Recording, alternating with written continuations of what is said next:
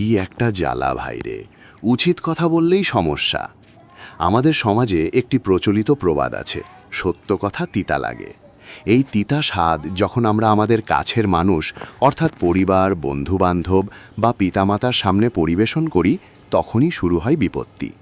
বর্তমান সময়ে উচিত কথা বলা যেন এক বড় অপরাধ। আপনি যদি সত্যকে সত্য এবং মিথ্যাকে মিথ্যা বলার সাহস দেখান, তবে আপনার চারপাশের পরিচিত জগৎটি আপনার জন্য সংকুচিত হয়ে আসবে।